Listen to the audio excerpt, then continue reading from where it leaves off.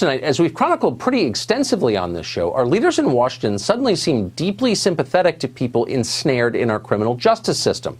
An awful lot of criminals are getting out of prison early these days or not going at all. This is compassionate, they tell us, and it may be.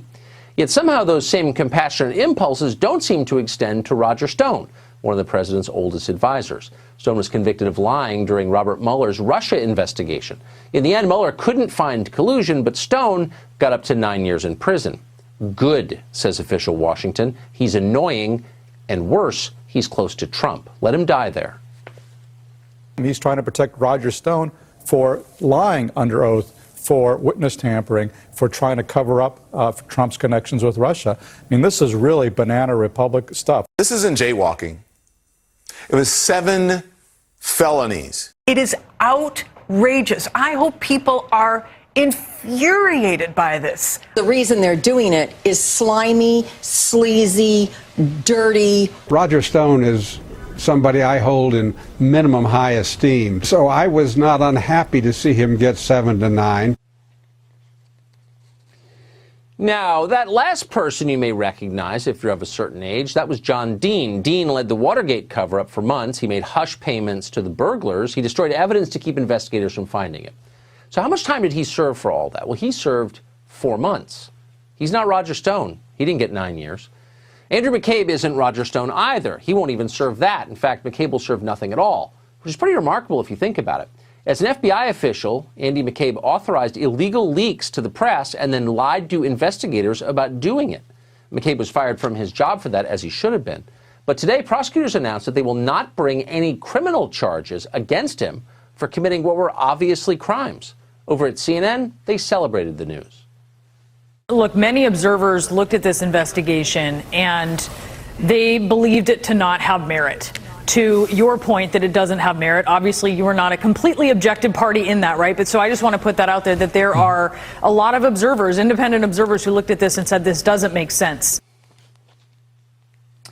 Well, other corrupt former FBI officials were thrilled by the news, too. Lisa Page, who spent months texting her boyfriend Peter Strzok about how to stop Donald Trump, not her job, by the way, as a federal employee, tweeted this: "Cheers, Andy," with a photograph of herself holding a glass of wine. In other words, hey, America, up yours.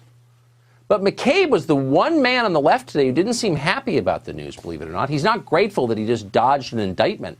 Instead, he says he's angry. He's the victim here.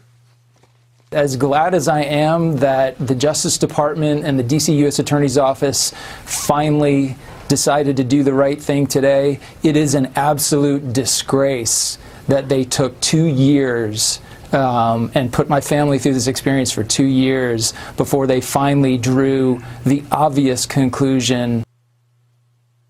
Talk about an ingrate.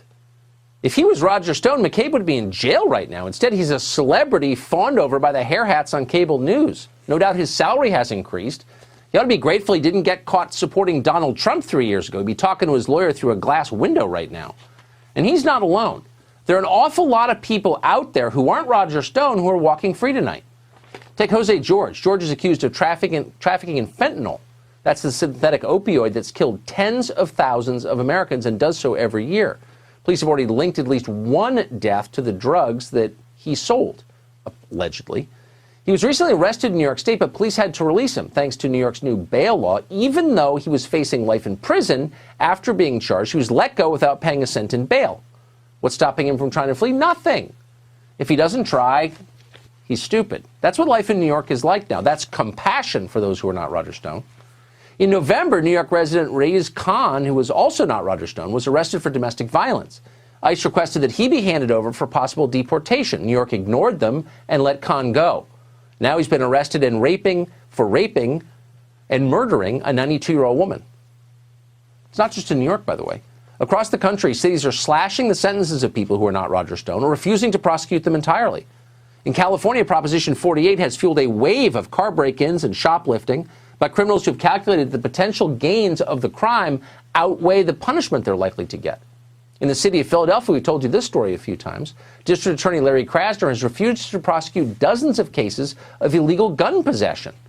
Well, how's that worked out? Exactly as you would expect. Malik Jackson Wallace, for example, was arrested in June 2018 for possessing a gun illegally. Instead of facing charges, he was sent to a diversionary program and released. These are the people who are for gun control for you, by the way, keep in mind.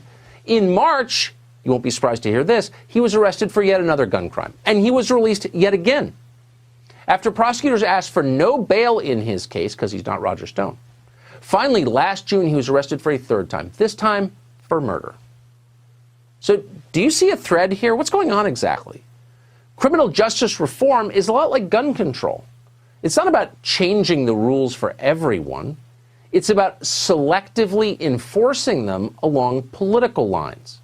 So, for example, the left will lecture you for hours about gun crime and how afraid they are of guns and they hate guns and guns are bad. But they don't really feel that way. They oppose stop and frisk, which save thousands of lives by taking many thousands of guns off the street. But they're totally opposed to that. Meanwhile, they're working deep into the night, for example, to disarm law-abiding Virginians in rural Virginia who commit essentially no violent crime and are a threat to no one.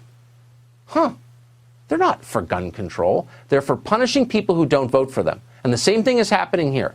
The left doesn't want criminal justice reform. If they did, they'd be on Roger Stone's side. No.